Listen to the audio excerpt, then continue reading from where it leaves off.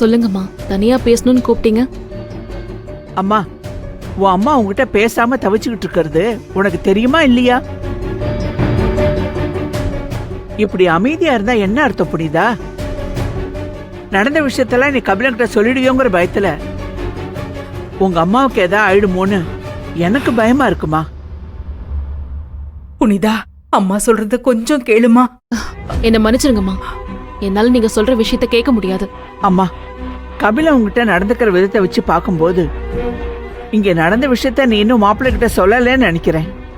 உங்க அம்மா ஆரோக்கியமா இருக்கிறதும் இல்ல இல்லாம போறதும் நீ எடுக்கிற முடிவுல தான் இருக்கு. நாங்க சொன்னது வேணா பொய்யா இருக்கலாம். உன் அம்மாவோட ஆரோக்கியம் அவ்வளவு நல்லா இல்லம்மா. சந்தேகமா இருந்தா நீ டாக்டர் கிட்ட விசாரிச்சுக்கோ. நீ மாப்பிள்ளை கிட்ட இந்த விஷயத்த சொல்லிடுவேன்னு பயந்தே இவளுக்கு ஏதாவது ஆயிடுமோன்னு எனக்கு பயமா இருக்குமா. அதுக்கு நான் என்ன பண்ணணும் பாட்டி?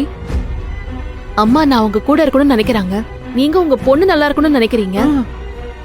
ஏன் நானும் எங்க அம்மா சொல்றபடி கேட்டு கல்யாணம் முடிஞ்சு இங்க நம்ம வீட்டுல தான் இருந்தேன். ஆனா கபிலனை கல்யாணம் பண்ணிக்கிட்டேங்கிற ஒரே காரணத்துக்காக அவரு எதையெல்லாம் விட்டு கொடுத்திருக்காருன்னு கொஞ்சம் யோசிச்சு பாருங்க. நீங்க மாமாவை அவமானப்படுத்தினீங்க, அதுக்கும் அவர் பொறுமையா தான் இருந்தாரு. ஏன் அமுதா கல்யாண விஷயத்துல பிரச்சனை பண்ணீங்க, அப்பவும் அவர் கேள்வி கேட்டதோட அவர் அமைதியா தான் இருந்தாரு. அவ்வளோ ஏன் வயசான அப்பாவையும் அவரோட தங்கச்சியையும் விட்டுட்டு இங்க கபிலன் வந்து இங்க நம்ம கூட இருக்காரு.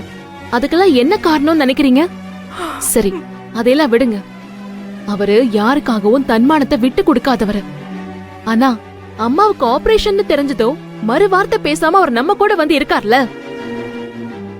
அப்படி இருக்கிறவரை நீங்க எல்லாரும் சேர்ந்து நிம்மதியா இருக்க விட்டீங்களா? தூக்க மாத்திர அது இதுன்னு எவ்வளவு பிரச்சனை பண்ணிருப்பீங்க.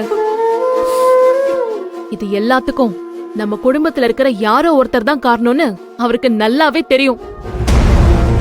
தெரிஞ்சும் கூட அவர் நம்ம வீட்டுக்கு வா புனிதான்னு சொல்லி ஒரு நாள் கூட கூப்பிட்டதே கிடையாது. அப்படிப்பட்டவருக்கு நீங்க என்ன பண்ணிருக்கீங்கன்னு பாத்தீங்களா? எனக்காக எல்லாத்தையும் விட்டுட்டு என் கூட இருக்கேன்னு அவர் சொன்னாரு. ஆனா எனக்கு உண்மை தெரிஞ்சிருந்தோம் அவர்கிட்ட நான் எதையுமே சொல்லாம இருக்கிறது எனக்கு எவ்வளவு பெரிய சித்திரவதையா இருக்கு தெரியுமா? அம்மா, என்னால இதுக்கு மேல யாருக்காகவும் இந்த அவஸ்தையெல்லாம் தாங்கிக்க முடியாது. கபிலன் சந்தோஷமா இருக்கிற இந்த நேரத்திலேயே நடந்த உண்மையை நான் சொல்லதான் போறேன். புனிதா, நீ அம்மா கூடவே இருக்கணும்னு அம்மா ஆசைப்பட்டனா அதுலதான் நான் புத்தி கெட்டு இந்த மாதிரி ஏதோ பண்ணிட்டேன்டாமா.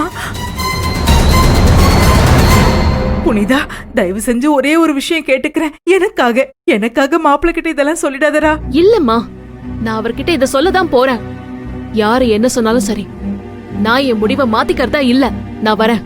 புனிதா புனிதா புனிதா புனிதா, ஐயோ ஐயோ, அம்மா மாப்பிள்ளை கிட்ட சொல்லிடுவேங்கிறாளே. இருமா,